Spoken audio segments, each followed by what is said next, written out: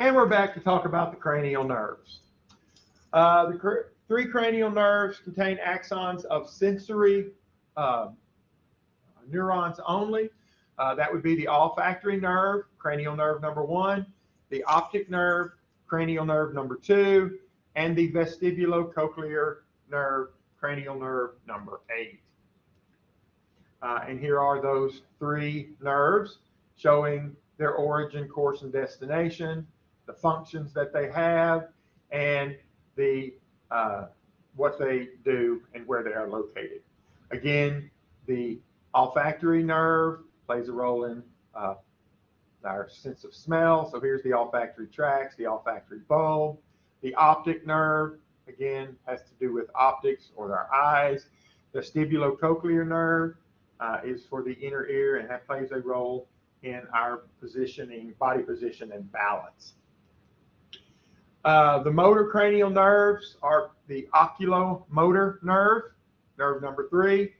Oculo refers to eye, motor refers to move. So these are this is one of the muscles responsible for eye movement.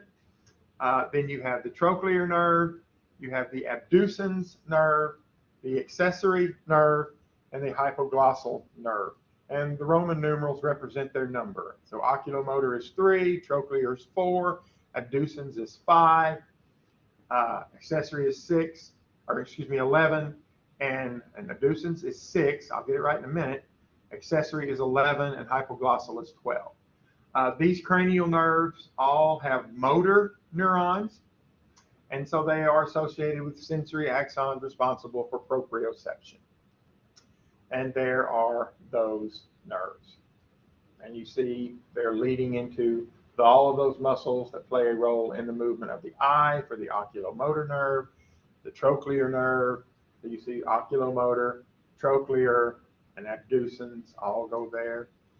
And then you see the accessory nerve and the hypoglossal nerve. Hypoglossal refers to tongue. So this is the muscle that innervates the nerves of the tongue. The accessory nerve, this nerve used to be called the spinal accessory nerve, but these are nerves that assist the muscles that move the head and shoulder. And then you have the mixed cranial nerve, the trigeminal, number 5, the facial, number 7, the glossopharyngeal, number 9, and the vagus nerve, number 10. Again, these are mixed, so they have sensory and motor functions. And again, the chart showing here's where all the nerves go, and here's their name, their origin, course, and destination, sensory functions that they play a role in, and motor functions that they play a role in. The vagus nerve is an interesting nerve in the fact that it is the only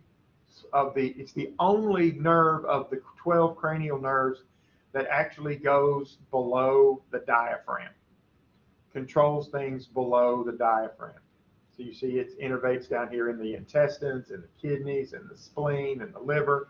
So all things, it's the only one that goes below the diaphragm.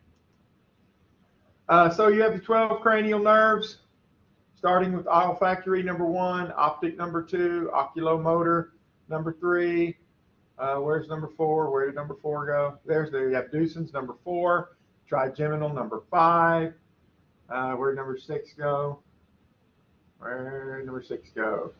There's the facial, number 7, vestibulocochlear, number 8, glossopharyngeal is 9, vagus is 10, accessory is 11, hypoglossal is 12.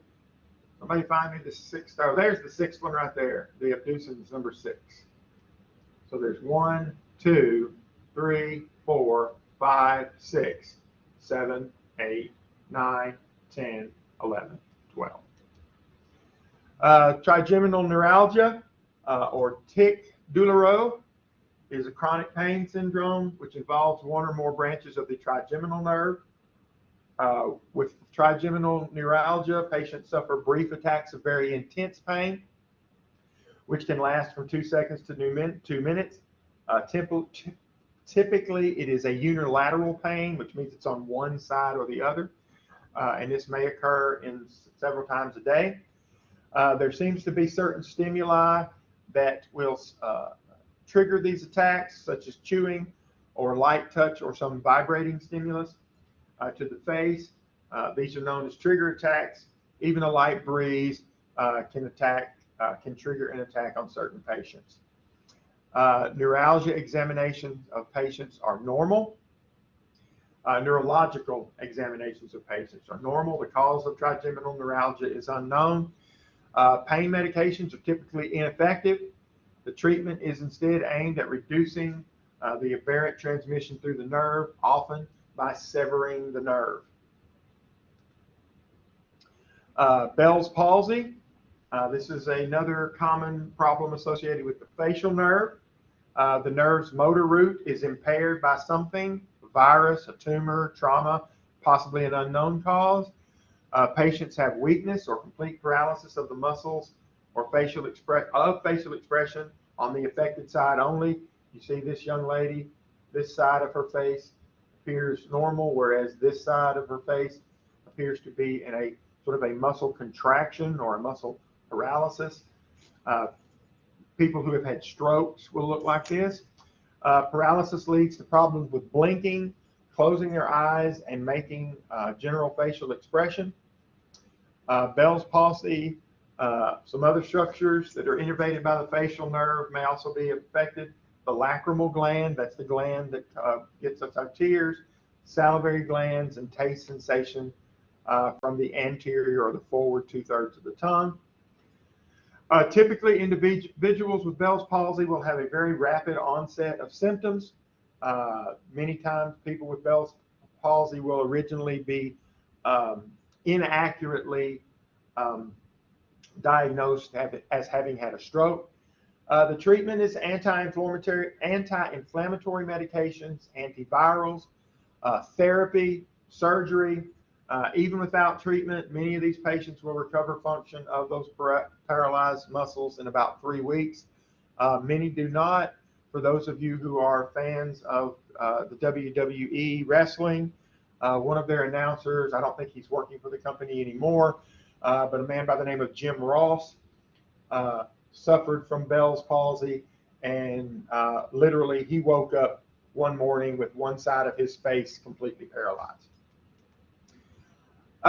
So there are some mnemonic devices for cranial nerves. There are several of these, and I'll write a couple of them down, put them in Blackboard as helps. The one your textbook uses is O. Once one takes the anatomy final, very good vacations are happening. These are things, mnemonic devices are things we use to help us remember things. There's all kinds of mnemonic devices. If you've got children, you may be familiar with the colors of the rainbow. Is a gentleman by the name of Roy, R-O-Y-G, Biv, B-I-V. Those are the colors of the rainbow. One you learn in geography is the 5 Great Lakes of the United States. If you can remember the name Holmes. You've got Huron, Ontario, Michigan, Erie, and Superior. So these are mnemonic devices. And again, there are several of these found that have been developed by different people for the cranial nerves. But remember, you only have one nose, so that's olfactory, and 2 eyes for optic. That's another way to remember, that number 1 is the olfactory and number 2 is the optic. The other one, to remember, another mnemonic to remember whether the fibers of the cranial nerve are sensory, motor, or mixed. In this case, we use the word both for mixed. If you'll remember, some say money matters, but my brother says big brains matter more. So again, just a little mnemonic device. If you can remember that sentence, that gets you the first letter of each one of the types of fibers. Again, that S right there should be bolded. Look closely at the names, connect them with the words. For example, oculomotor broken into two components. Oculo means eye, motor means movement. Olfactory, we know that smell. Abducens, abdomen, so things down that way. Vestibulocochlear, the vestibule and the cochlea is part of the middle ear. So there's all kinds of little devices you can use. All right, going to stop for there, and we will do another little short video on the spinal nerves.